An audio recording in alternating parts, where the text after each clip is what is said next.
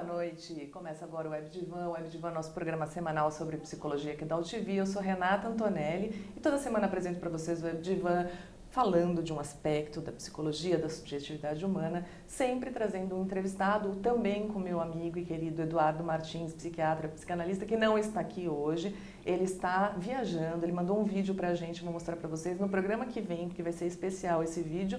Mas hoje, para falar aqui junto comigo, eu estou com meu amigo psicólogo Marco Antônio Tomaso. Boa noite, Marco Antônio. Boa noite de novo, boa tarde. Marco Antônio, você já foi o Web Divan à noite, né? Já foi o Web Divan. Prove para os internautas que existia o Web Divan à noite. Já, 7 anos atrás eu fiz, era à noite.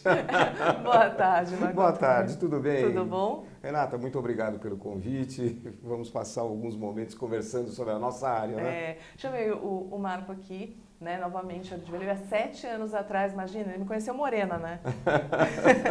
Foi com você mesmo que eu Foi fiz? comigo, Sei. o Web Divan tem 11 anos. Sei. Olha, nem Puxa. lembrava de mim, olha que coisa horrorosa. Não, Marco, mas deve ser porque eu não lembrava nem a pauta. Eu acho que foi compulsão alimentar, mas eu eu não acho tenho que foi compulsão certeza. alimentar também. Eu acho que foi compulsão alimentar. Uhum. Quando eu vi o seu nome pautado, eu lembrei que tinha alguma coisa a ver com alimentos. Bom, Certo. com vida alimentar, né? Que nem a gente estava falando. Com você não poderia ser diferente, né? O Marco, ele é especialista em questões alimentares, ele é psicólogo e fala pra gente, é um especialista nisso, né? Em Transtornos alimentares, transtornos de ansiedade, sabe? Enfim, são muitos anos de carreira, você acaba... Vamos falar um pouco por que a gente, né, até resolveu falar sobre esse tema. A questão dos transtornos, antes de se tornarem transtornos, eles trazem em si um comportamento social. Sem dúvida. Né? E cultural, né? E cultural. Por que as pessoas, elas... O que são transtornos alimentares e por que as pessoas, elas acabam têm transtornos alimentares? Veja bem, o que é um transtorno alimentar? É uma alteração da relação da pessoa com a comida, especialmente no caso feminino. Né? Então, o que acontece? Fala-se na anorexia nervosa desde tempos imemoriais, quer dizer, na Idade Média, quando as mulheres se candidatavam a santas, né? Era jejum, abstinência era um critério de purificação. No final do século passado, há um movimento de emancipação feminina, tudo isso que é talvez historicamente um dos movimentos mais extraordinários, em que a mulher vence 10 mil anos de patriarcado em 50, se emancipa, supera o homem num monte de coisas, mas é meio assim, fica refém do próprio corpo. Se você quer ver estudos controlados, da sociedade, do Instituto Nacional dos Estados Unidos de Doenças Mentais, de Saúde Mental, todas as misses de 70 para cá têm índice de massa corporal abaixo de 18. As modelos têm índice bastante baixo também. Elas pesam hoje, atuais ícones de beleza, tudo isso, pesam o quê? 23% menos que uma mulher da mesma idade, da mesma estrutura, e 8% menos do que pesavam as colegas delas de 30, 40 anos atrás. Então, há um movimento ocidental que prescreve um padrão, aspas, de beleza. Alta, magra, loira. Não, que é essa risadinha? Não, porque eu estou diante de uma representante do padrão.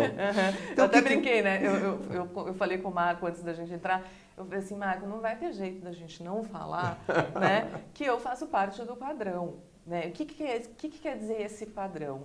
Né? E o que quer dizer fazer parte desse padrão? Certo. A gente até conversou um pouco antes, a gente vai contar para vocês, mas sim, né? Isso é verdade. É um padrão. Hoje em dia existe um padrão de beleza. Bem, o termo padrão é um termo inadequado. Verifica uma coisa, estatisticamente, norma ou padrão, o que é? Um atributo que 50% das pessoas possam ostentar. Então, a inteligência do Einstein é fantástica, mas não é padrão. Correr os 100 metros em 9 segundos e pouco, como faz o Bolt, é maravilhoso, mas não é padrão. Então, esse padrão, esse biotipo, aspas, padronizado de modelos, atrizes, tudo isso, é um atributo que provavelmente 1% da humanidade, se tanto, tenha, possam, ou seja, o padrão não é padrão. Exatamente. Uma coisa que eu sempre falo para minhas pacientes mulheres, né, quando elas, obviamente, já são magras e falam, eu quero perder mais 2 quilos, não, porque minha barriga... Eu falo assim, não, faz o seguinte, senta em qualquer shopping que você queira. sente no banquinho, no meio do shopping e fica olhando as pessoas passarem e conta quantas pessoas têm o corpo exatamente como você gostaria de ter. Então, pera um pouquinho. Então, as pessoas que têm o corpo que a maioria das mulheres gostariam de ter estão tão ou mais insatisfeitas que as mulheres não modelos. Quer dizer, o corpo dito perfeito dentro do padrão vendido de beleza não traz satisfação. Exatamente. Eu tenho um levantamento, Renata, com modelos de 18 anos em diante, até para isolar um pouquinho o final da adolescência. Todas querem emagrecer em média 3 quilos. As notas que elas deram para o corpo, a média das notas foi 6,3. Para o rosto 7,2, com direitos a 0. Ou então com observações no inquérito assim, não, eu estou bem. Eu preciso fazer uma lipo, eu preciso redimensionar seio, tirar o culote, fazer uma rinoplastia. Ou seja, nota que você dá para você no 0.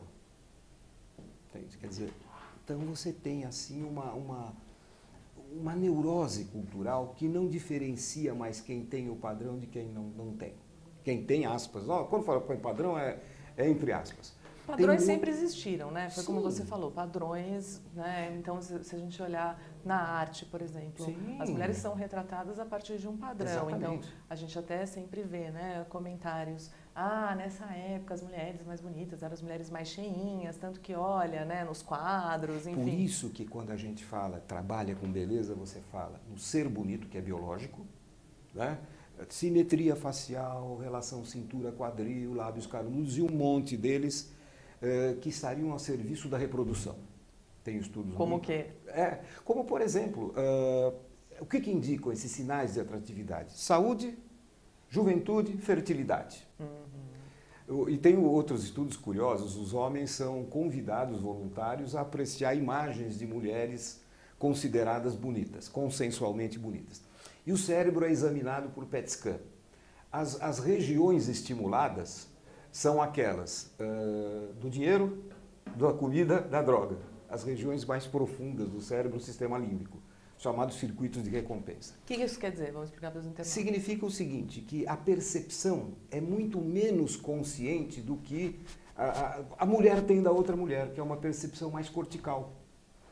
O homem sente falta, muitas vezes, no atual padrão, de lugar para pegar, de curvas, que seria, evolutivamente falando, o quê? Aquela reserva de nutrientes que a mulher teria para a maternidade, né?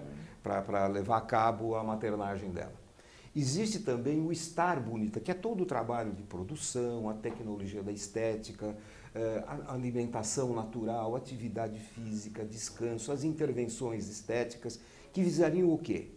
Colocar em evidência o que ela tem de melhor, os tais sinais de atratividade, e disfarçar o que ela não tem. Mas, principalmente na nossa área, o que importa? O sentir-se bonita, a autoestima. Ou seja, a percepção da própria beleza é muito mais ligada à autoestima do que um conjunto de atratividades físicas. Claro. Beleza é muito mais amplo que a atratividade física. Sim. O Adriano Santos, um beijo, meu querido Adri, ele fala o seguinte: mais um programa dedico às mulheres.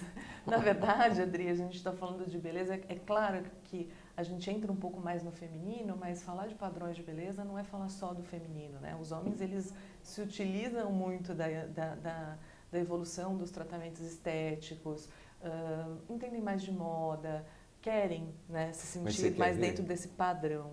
Adriano, eu tenho uma observação muito interessante. O homem, muitas vezes, ainda alega funcionalidade. Então, eu vou tomar sol porque eu preciso de um depósito de cálcio, Eu vou fazer uma atividade estética, por exemplo, porque eu preciso fortalecer a minha coluna. Mas as intelectuais também. Se você me perguntar porque eu faço exercício, eu vou te dar todas as questões né, intelectuais aqui, ou justificativas, mas é verdade, assim, mesmo o sol, né? Se por um lado, por exemplo, eu tenho um médico, o dermatologista fala, não tome sol. Aí o ortomolecular fala assim, você tem que tomar sol 1 hora por dia. E não é só numa pequena parte do corpo, é mais de 2/3. E sem começa protetor. A ficar complicado. E sem protetor, né? Claro, para aí o oncologista, você vai ficar com câncer. Vocês, puxa vida, mas... Como conciliar Fica complicado, tudo isso, né? fica bem complicado. É complicado. São muitas, na verdade, a gente está brincando, mas assim, eu acho que até a própria medicina vende esse padrão do que seria o normal a se chegar, né? Então, é difícil você ir num dermatologista que esteja pensando só na sua saúde. ele sempre vai te oferecer vários tipos de tratamentos estéticos. Sem dúvida. Né? Entra, inclusive, agregado a isso, o fator de insatisfação da mulher com a própria aparência. Tem um estudo de 2004, que foi feito, um estudo mundial, feito em 10 países, 3.200 mulheres foram ouvidas. Só 2% das mulheres do mundo todo se definiram como bonitas, e no Brasil 1%. 54% das brasileiras faria cirurgia plástica se pudessem. Aí você diz, bom, então na população de modelo, 92% fariam cirurgia plástica se pudessem. Até porque elas são mais exigentes, né? Com a São própria mais exigentes, são mais pressionadas. Mais pressionadas. Então, são causa e efeito, está tudo misturado. Porque se a gente está indo lá para o consultório com uma barriguinha, né? Está um pouco mais gordinha, enfim, tá tudo certo. Agora, vai para a TV. Né? Mas você vai escutar isso, TV engorda 5 quilos. Então você compra uma televisão de alta definição e gasta um dinheirão e vai engordar. Então eu provo que isso é mentira. TV não engorda não, eu estou mais não, gorda. Não, mas no meu lado, a câmera, se eu tiver mais gorda, é porque a televisão não tá engorda também. um pouco. A televisão não engorda, estamos de prova aqui. A televisão não engorda, isso é uma fantasia, né? Exatamente. Não, é verdade, é verdade. Eu acho que é claro, quando a gente se olha de fora, a gente sempre acha... A gente tem uma certa visão distorcida da imagem. Não temos? Sim. É aquela questão de como o cérebro percebe a questão da imagem corporal.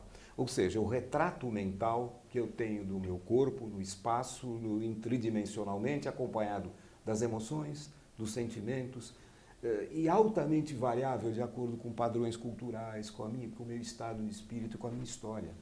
Uma pessoa, por exemplo, que tem uma visão muito distorcida entre o que ela é e o que ela entende que ela é, o que ela sente que ela é uma pessoa que tem um transtorno. Ela poderá ter um transtorno. Poderá, não, mas eu digo que quem tem transtorno tem essa visão. da anorexia. Exatamente. Sabe? Digamos, a distorção maior é na anorexia, onde meninas de 29, 30 quilos se definem como gordas. Entenda bem, é como se entre ela e o espelho houvesse uma lente que deforma essa percepção. Não só meninas, né? A anorexia, ela é... que é 9 para 1. 9 para 1, mulheres, exatamente. né? São 9 mulheres para um homem que tem anorexia, mas a anorexia é, sim, um transtorno. Sim. É esse transtorno de imagem entre o que está dentro, entre o que você vê de você mesmo e o que os outros veem fora, e o que você é realmente ali, né? Por fora.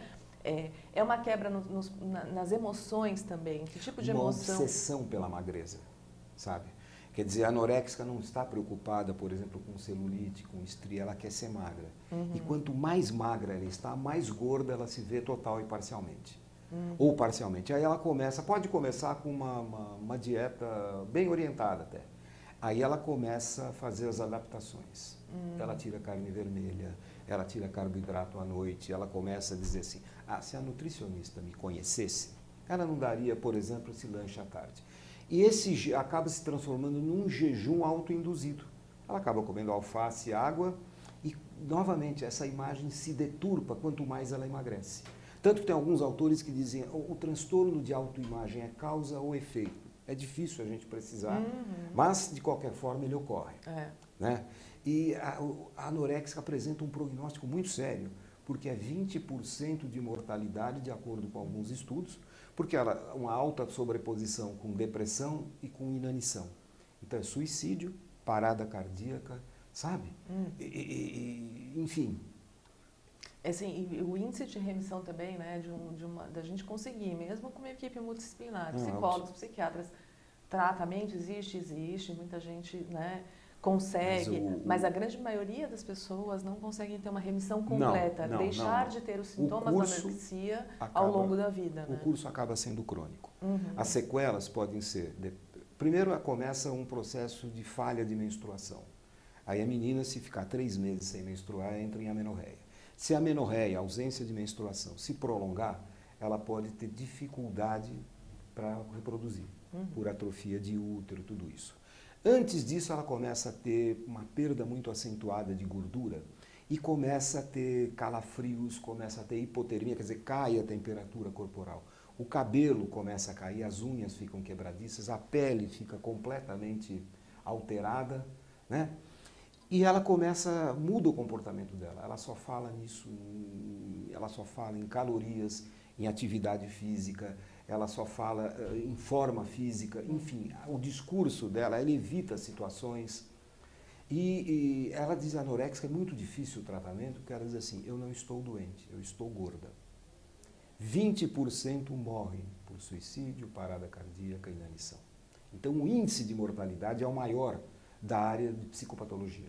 Nossa. Você junta a depressão, há uma sobreposição de até Agora, 75%. Um índice muito grande também de óbitos, até pelas comorbidades da doença, é a obesidade. Sim. Também é um transtorno ligado à alimentação, né? Sem dúvida alguma. Veja, hoje a gente não fala mais em obesidade, a gente fala em obesidades, querendo dizer que um conjunto de causas diferentes podem atuar em pessoas diferentes, promovendo o mesmo efeito. Então, em muitos desses casos, o tratamento psicológico tem que ser colocado aí. Claro. E é o mais negligenciado. Talvez porque seja o menos tangível, talvez porque seja o mais recente. Você fala desde Hipócrates e Galeano, numa reformulação de alimentação e de atividade física.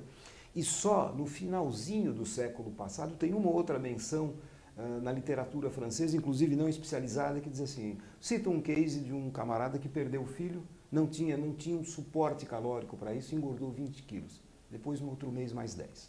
O assunto fica meio nebuloso, até o momento em que, na Primeira Guerra Mundial, mulheres que não tinham notícias dos filhos, dos maridos, dos companheiros, começam a apresentar, engordar muito. Fica também a observação.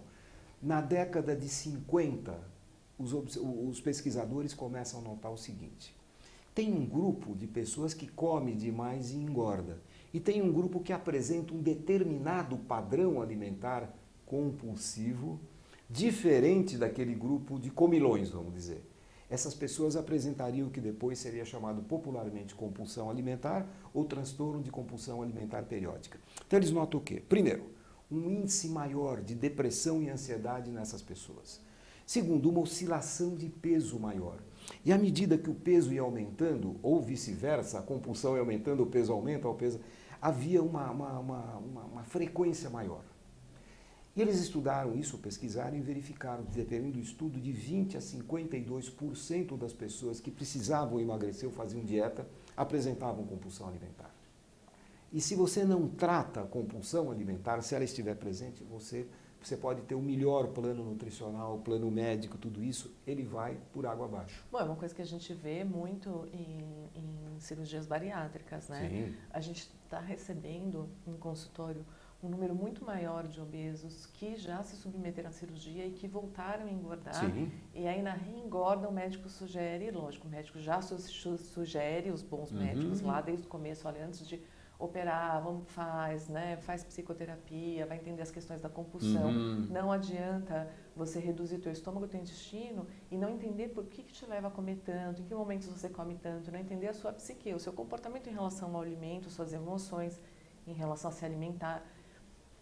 O que acontece? A gente tem pego um número muito grande de pacientes que estão reengordando depois da cirurgia, depois de 2 anos, 1 ano, 2 anos, 3 anos depois da cirurgia, estão reengordando porque o padrão, a forma como se alimenta, o padrão alimentar não mudou. Então, por mais que a quantidade tenha diminuído no começo, porque o paciente não pode comer tanto, ao longo do tempo, esse paciente foi reproduzindo a forma como ele comia, né? Em pequenos intervalos de tempo, em pequenas quantidades o tempo inteiro, em muitas quantidades. Alimentar. Muitas vezes ele começa a vencer aquela fase inicial e começa a comer, por exemplo, creme de leite, leite condensado. Então a gente precisa ver em psicologia quem precisa de psicologia para emagrecimento. A menina que viajou, engordou 3 quilos, voltou, fez uma dieta e atividade física, tudo bem. Aquela que engravidou, enfim, ou quem fez uma atividade física, uma reorientação nutricional e uma atividade física e emagreceu, para isso pode não precisar de psicologia. Agora, longo histórico de dietas. Efeito sanfona, engorda, emagrece, engorda, emagrece. Presença de ansiedade, presença de depressão, estresse, presença de transtornos alimentares como bulimia, compulsão alimentar, transtorno do comer noturno. Aí entra, se vocês quiserem, ainda uma forma mais simples. Pessoas que sabem o que fazer, mas não conseguem fazer aquilo que elas sabem que deveriam. Hoje em dia, a maioria das pessoas, né, Sim. Marco? Porque Você tem informação. a informação, isso que eu ia te dizer, a informação está aí, né? Exatamente. As pessoas não são privadas de informação em relação a isso. Não é que assim, né, há uns anos atrás o médico vendia informação, o nutricionista vendia informação. Hoje em dia não é isso, as pessoas sabem o que fazer. Claro, muita gente precisa de orientação, não estou dizendo que a gente pode emagrecer sem orientação, não é isso. Mas a gente sabe o que comer e o que não comer. A gente sabe o que é gordura, a gente sabe o que é carboidratos, a gente sabe o que é proteínas. Renata, e mesmo assim, as nutricionistas hoje são brilhantes. Elas fazem aquela coisa, transformam um cardápio hipocalórico num prato muito saboroso.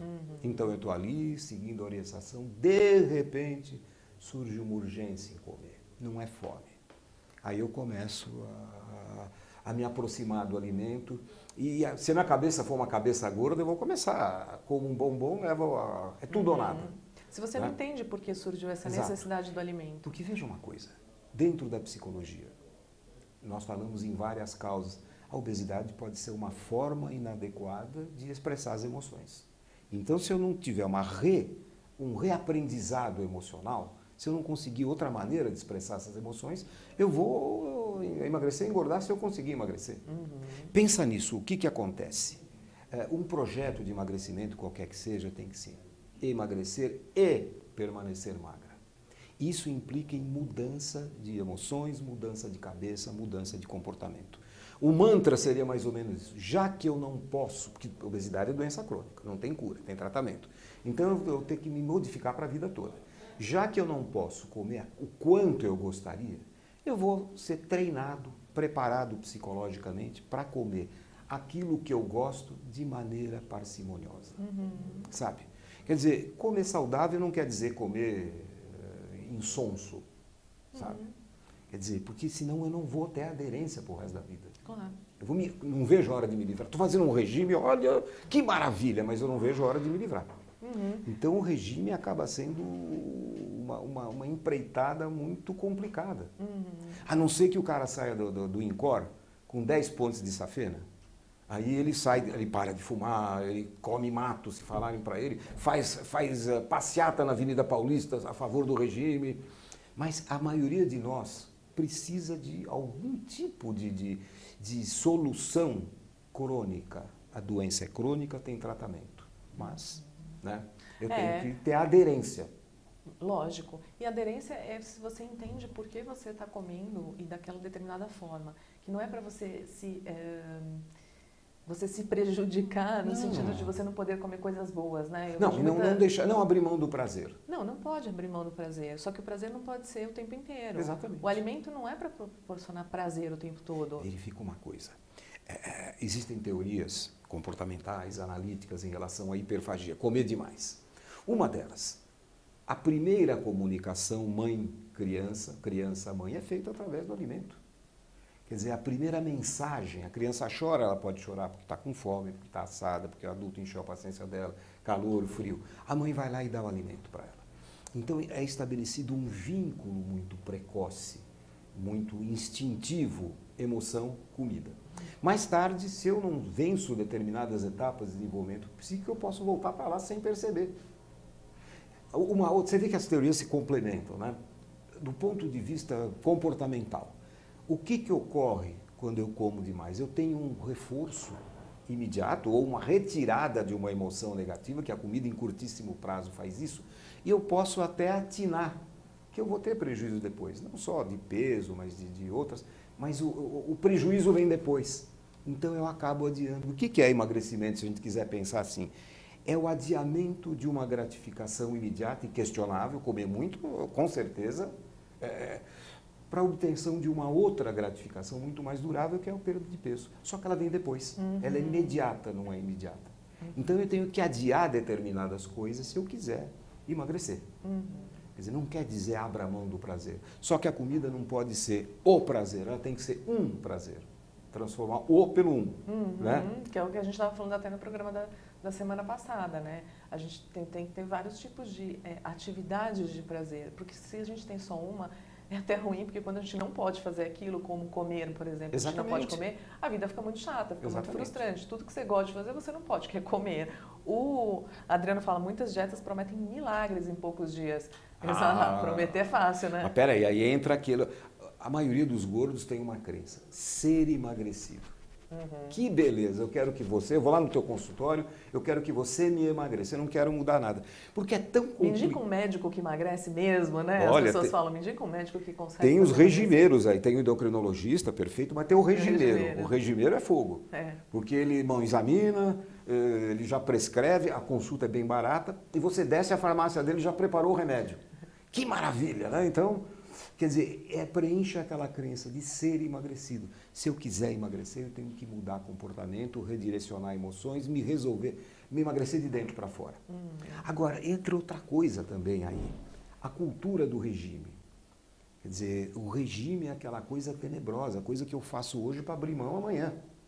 Quer dizer, então, quando tem um outro estudo feito aqui pela Nestlé, 50% das mulheres querem emagrecer, mas habitualmente não fazem nada para isso. Por quê? Porque é tão complicado passar fome. Quer dizer, a filosofia não é passe fome. Sabe aquela coisa antiga? Campo de concentração, não tem gordo. Tranque a boca. Abra a boca com responsabilidade. Sabe? Novamente, a comida tem que ser um prazer, não pode ser o prazer. Que era o que a gente estava falando no começo do programa. O Marco perguntou para mim assim, mas você faz exercício, né? Faz dieta? E eu estava contando para ele que a minha dieta, né? A minha alimentação é, para a maioria das pessoas, uma dieta. Mas não por uma preocupação estética. É claro que eu também tenho uma preocupação estética, é óbvio, muito óbvio isso, mas não é isso. Eu como assim desde muito cedo. Certo. Primeiro por causa de uma educação alimentar em casa. Eu acho que já começa em casa a educação alimentar. Como a gente deve se alimentar, isso tem que ser educado pelos pais. Né, pelos cuidadores, certeza. Quer dizer, por que você pode comer isso, por que você não pode comer isso, por que essa hora você pode comer isso, por que essa hora você não pode comer isso. Isso a gente aprende em primeiro lugar em casa. Sim. Depois a gente vai passando, né, a viver e conhecendo esse tipo de coisa no mundo. Isso é melhor do que aquilo, e a gente começa a fazer comparações e entender, estudar mais sobre alimentação. Estava contando para o Marco que assim, é muito difícil eu comer alguma coisa, por exemplo, muito gordurosa. Aquilo tem um preço dentro do meu corpo que eu não quero pagar. Então, se você ingere alimentos que são mais saudáveis, com menos hormônios, com menos agrotóxico, com menos açúcar, com menos farinha branca, isso todo mundo sabe que tem que ingerir pouco. E é o que eu faço. Isso causa emagrecimento natural. Sim. Né? Eu não consigo engordar, porque eu tenho que aumentar demais o volume de comida para conseguir engordar. Quando eu preciso engordar por alguma coisa, estava contando para o Marco que eu estou gripada. Quando eu estou gripada, eu preciso engordar mais ou menos uns 2 quilos para eu conseguir combater a gripe mais rápido. Mas eu estou pensando na minha saúde, eu não estou pensando no meu corpo, eu vou engordar 2 quilos, depois daqueles 2 quilos. Não, eu estou precisando de mais gordura no corpo. Nossa vida é assim. Se a gente está mais estressado, de repente a gente está precisando de menos açúcar, para aquilo não gerar mais estresse. Agora, você quer ver essa questão também da ansiedade e do estresse? Hoje está comprovado que mesmo a pessoa não ingerindo um altíssimo nível de calorias, ela pode, por ansiedade, por estresse, provocar deposição de gordura no abdômen. Porque quando eu estou ansioso ou estressado, eu produzo alguns hormônios, por exemplo, adrenalina e cortisol, uma espécie de cortisona endógena que em excesso pode provocar a síntese de gordura. Ela é lipogênica. Exatamente. Tá? Então, quantas coisas estão envolvidas aí? A forma de pensamento é que tem que mudar. Quer dizer, você come em prol da tua saúde, teu corpo é a casa onde você mora. Né? Por que você varre o chão do seu quarto e você não limpa o seu fígado? Por que você vai lá e lava a sua roupa, mas você não consegue lavar a sua pele, hidratar a tua pele adequadamente? Tem que fazer isso, né? A gente mora aqui dentro da gente. Sem dúvida. Eu quero ter um bem-estar onde eu moro, né? Aqui é minha primeira casa, aqui é meu primeiro lugar. Eu quero ter um bem-estar. Quem emagrece não é magro. Estará magro se e enquanto mantiver um estilo de vida magro. Eu brinco com o pessoal e digo, nós somos o quê? Gordos emagrecidos. Os fatores subjacentes estão ali. Se eu descuidar, eu engordo tudo de novo. Então, não tem por dizer, bom, agora eu emagreci, estou curado, vou fazer tudo o que eu quero. Não, se eu não mudar toda essa forma de pensar, a forma de expressar emoções, de comer, tudo isso, eu vou engordar tudo de novo. Aonde você quer colocar, né? Onde você quer colocar suas frustrações? Exatamente. Na comida? É lógico que nem sempre é uma escolha, é isso que eu falei. A gente precisa ser educado para isso, a gente precisa ser analisado para isso, para entender, bom, por que eu estou com essa compulsão agora, exatamente agora? O que aconteceu? O que está acontecendo? Será que comendo vai melhorar? Será que eu preciso melhorar agora? Não posso aguentar um pouco? Esse tipo de reflexão a gente tem que ter entre o espaço que vem à vontade do comer, quando ele é fora de hora, ele não é pela fome, e o ato de comer. Né? Quanto essa mais espaço... mediação, pensa bem, uma das maneiras de você lidar com isso tudo é conseguir identificar antes de abrir a geladeira e pegar o doce de leite na mão. E eu propor outras alternativas para isso. Porque, veja, eu posso comer demais por várias maneiras. Então, eu sempre dou um exemplo para os meus pacientes assim, eu chego em casa com fome hoje, como um sanduíche. Amanhã eu chego em casa com fome e como um sanduíche. Depois da manhã eu chego em casa e como um sanduíche. Que nem o cachorrinho do Pavlov, eu me condicionei a chegar em casa e abrir mão da fome. Eu chego em casa e como um sanduíche, ficou associado. Como as pessoas se condicionam quando elas estão em dieta e comer coisas mais saudáveis. Exatamente. Ou, de repente, eu como vendo televisão, como no computador. Quer dizer, são coisas que ficaram condicionadas e que não tem nenhum vínculo de coisa saudável. Não é pensado. Não é pensado. Não é refletido. Não é nem saboreado. Não é dizer que eu fiz um excesso, mas curti aquilo, puxa vida. Não, aquilo foi um piloto automático. Fico vendo televisão, comendo pipoca.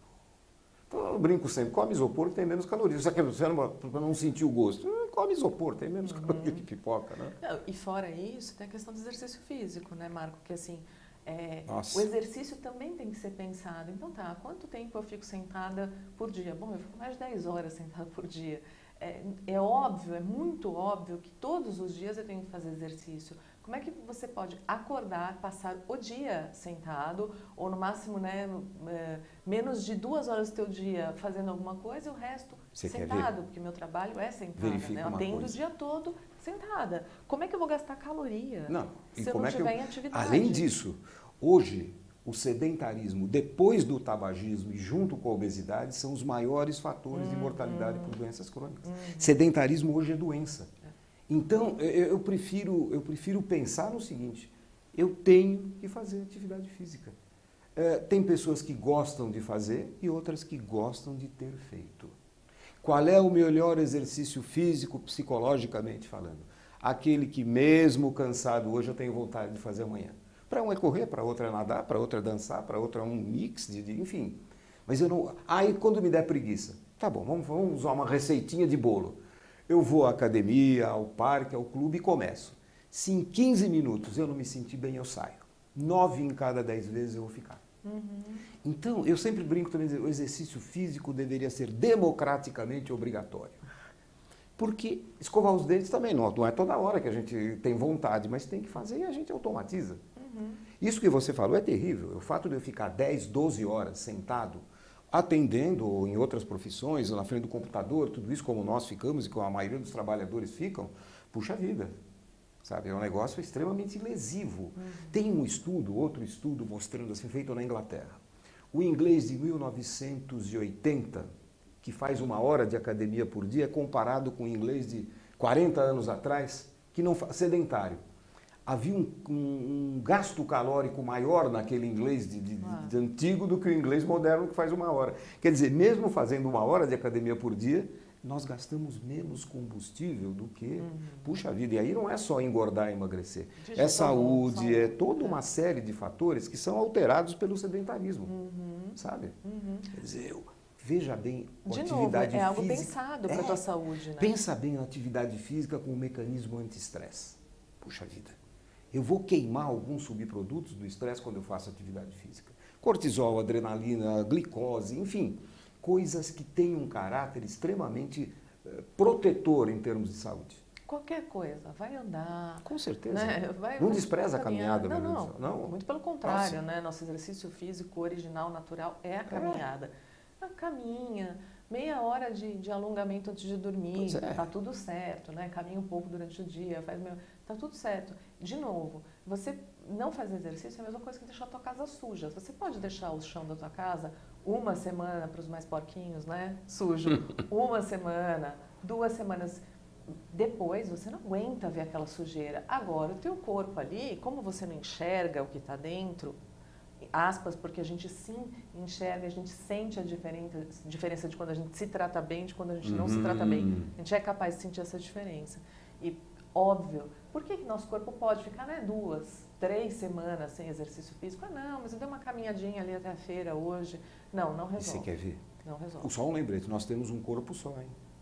Cuide dele. A casa a gente pode mudar, né? Exatamente. Pode sujar, deixar bem suja a tua casa, não varrer. Depois você muda.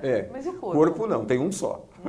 Então vamos cuidar dele. Fora isso, é o que a gente está falando, né? O corpo, a gente não existe mais para psicologia, né? Nem didaticamente a gente divide mais o corpo e a mente, é que a gente ainda não achou palavras. Ficou lá no Descartes, na epífise do Descartes. Da epífise, né? Mas não se fala mais em corpo e mente. Nosso corpo, a gente está falando também da nossa mente, ou então falar da nossa mente, a gente está falando também do nosso corpo. A mente, né, o cérebro, ou mesmo a psique, é um reflexo de como a gente se trata, de como a gente se olha, de como a gente se entende. Você vê, por isso que até a gente diz, uma doença, um transtorno psicossomático, uma forma inadequada de demonstrar as emoções. Mesmo na obesidade, o aumento de gordura pode ser o sintoma mais flagrante da obesidade. Nem sempre é o único. A gordura pode encobrir uma patologia subjacente, um transtorno emocional subjacente, um conflito emocional. Isso a gente tem que ter muito em mente. Por isso que no tratamento da obesidade, às vezes eu pergunto para o cliente, para a menina principalmente, para as mulheres, você quer mesmo emagrecer? Não, claro que eu quero, senão eu não estaria aqui. Mas muitas vezes eu tenho ganhos secundários ficando gordo. A gordura pode dissimular algumas coisas. Várias, né? Na obesidade mórbida, por exemplo, em emagrecimentos muito dramáticos, isso que a gente começou a falar, a questão da imagem corporal. O peso muda antes que a cabeça, muda antes que a imagem. Tem mulheres e homens que ainda testam se ele cabe numa poltrona de cinema, se ele passa na catraca de um ônibus. Quer dizer, a cabeça ainda não mudou. Tanto que a gente tem na manutenção, ou até antes, começar a trabalhar o estigma da obesidade. O que a obesidade significou na vida daquela pessoa. Quanto mais antigo o processo de obesidade, maior a problemática em termos de imagem corporal. Sabe? Tem mulheres magras que continuam se vendo gordas, não só as anorexas. Agora vamos falar aquelas que tem na população geral. E vice-versa. Hoje, se eu engordasse 20 quilos, eu não ia ter noção do meu espaço. Eu fui desde que eu nasci magra. Pois é. Não dá para ter noção. Agora, você imaginou uma menina que teve problema de obesidade, sobrepeso na juventude, confrontada com esses padrões que estão... Pensa numa coisa. A menina... Antes era comparada com a menina mais bonita da escola.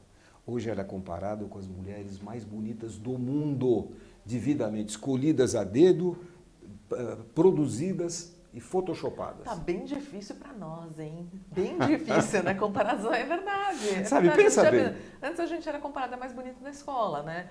Você já pegou as mais bonitas do mundo, você é jovem. Não, eu peguei a mais bonita da escola, viu? Queria pegar ela de jeito. Mas sim, você comparado às mais bonitas da escola. Uma coisa muito que todo mundo conhece, isso eu lembro. A Gisele Bündchen.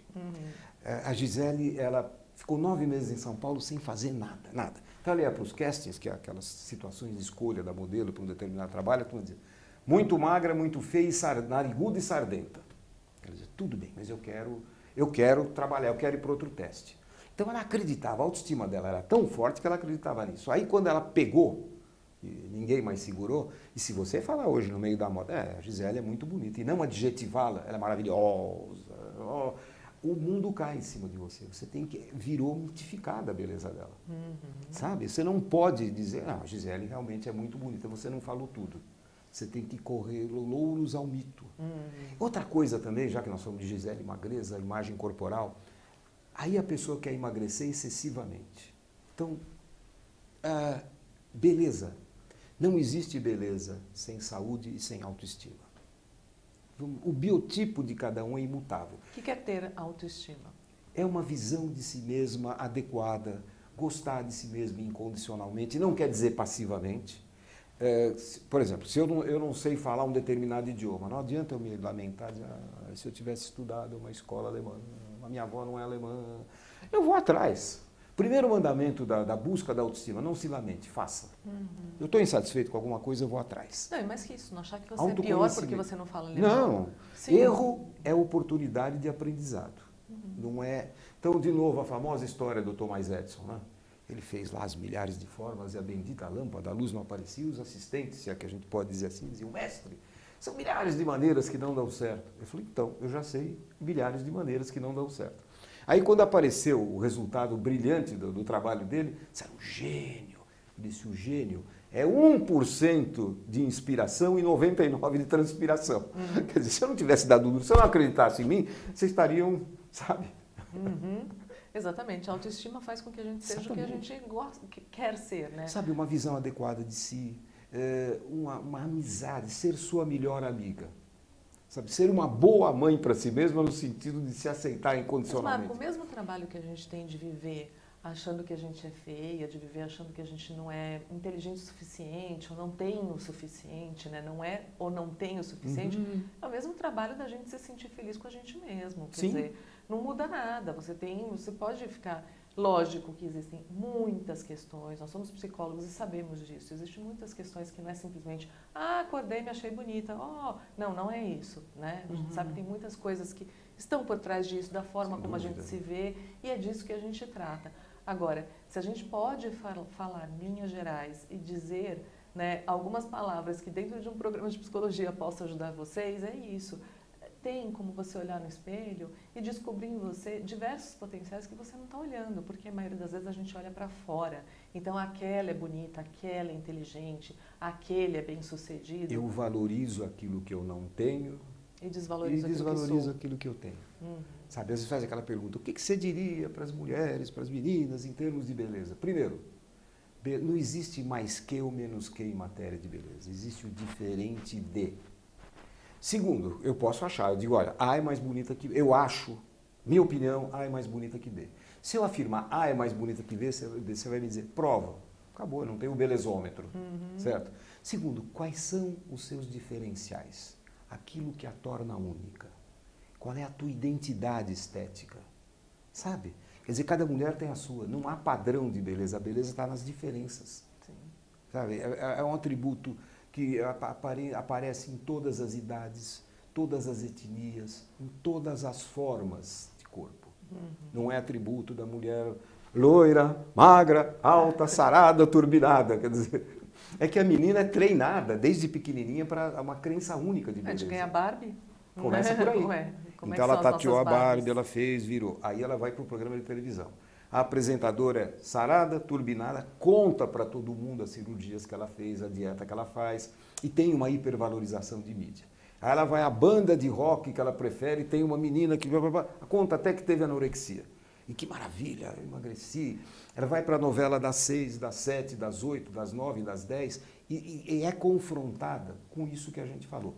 Tem um estudo ainda nos Estados Unidos que diz assim, deve ser um paralelo, o Brasil eu não conheço, não tem. 80% das mulheres que aparecem na televisão estão abaixo do peso. 15% no peso e 5% acima do peso fazendo papéis jocosos, sendo ridicularizadas, sendo...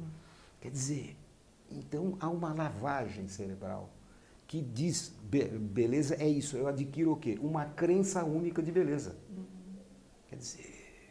Sabe? Novamente, vai concorrer com as mulheres mais bonitas ou talvez mais bem produzidas do mundo. E não com a coleguinha dela de escola, da outra classe, mais velha, mais nova, que... Enfim. Claro. Então acaba vendo isso. Claro. A autoestima vai lá para baixo, né? Lógico, lógico. É lógico que essa discussão dá muita coisa, né? Porque assim, quem está na TV, quem deixam entrar na TV, e né, que você quer, que padrão você também quer comprar de quem você assiste? Um padrão, né, de uma mulher... mais gorda, mais magra, né? Quem que você vai admirar mais, quem que você vai querer. Então, eu acho que já é um ciclo, e isso não é, né? Não, as pessoas gostam mais... Você quer ver? Quando você pega culturalmente, 1954, a Marta Rocha era um ícone de beleza da época.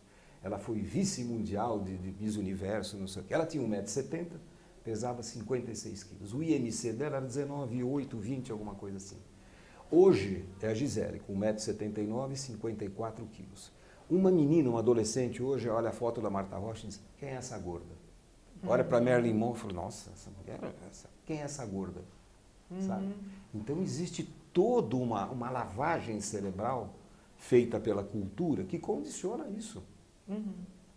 Então ela não precisa ter um transtorno alimentar para estar descontente Não, com e o com próprio razões, corpo. né? Se a gente descobrir uma medicação que ajuda no emagrecimento, a gente vende mais pessoas magras, né? Sim. Porque é isso, a gente quer vender mais remédios. A gente, aspas, mas estou dizendo... Sim. Enfim, todos os laboratórios, Exatamente, etc. exatamente. Então, a gente tem que buscar, na minha opinião, e é isso que eu tento fazer comigo, a gente tem que buscar a nossa saúde.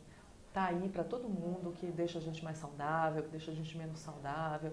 Basta você entrar no Google, querer se informar um pouco, ir no seu médico, perguntar. Bom, enfim, tá aí a informação. Né? Ninguém se interessa tanto por uma apresentadora que vai te contar como que fazer as coisas de uma forma um pouco mais correta, como não comer agrotóxico. Ah, não, mas a apresentadora pode. Bom, tá bom. E quem acorda no domingo para ir comprar produtos orgânicos? Você acorda, né, preocupado com a tua semana de alimentação? Tem que ter uma organização para se alimentar bem. Não é assim, a segunda-feira eu acordei e vou me alimentar bem. Né? Quando você vai fazer uma dieta, você não tem uma organização para fazer uma dieta.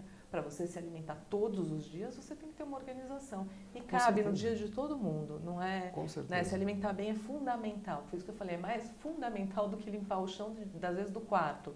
Então, busque se alimentar bem. Com certeza. Porque você não terá tantos problemas com nenhum tipo de padrão. Porque, afinal, você não vai ser. Você vai ser o padrão normal de você mesmo. Você vai emagrecer até onde você Qual pode. é o teu com objetivo? saúde. Ser a melhor versão de si próprio. Isso aí, ser a melhor versão de si. Com isso a gente fecha o programa, né, Marco? Perfeito. Vamos ser a melhor versão de nós mesmos. Eu quero agradecer então a você pelo convite, dizer da minha alegria de estar aqui podendo dividir com você e a gente brincar um pouquinho com isso. Para mim foi muito bom. Tive 7 anos depois no Web Pois Divan, é. né? 7 anos depois. Eu vou até procurar o vídeo do Se você Marco, tiver, assim. olha, publicamente. Vou procurar, né? Ela era Não sei se eu morena, vou ela me falou que encontrar. era morena naquela época. Mas eu vou procurar o nosso vídeo sim, que eu quero ver. Gente, muito obrigada pela participação no Web Divan. A sexta-feira que vem, às 15 horas, o Web Divan está de volta. Beijos.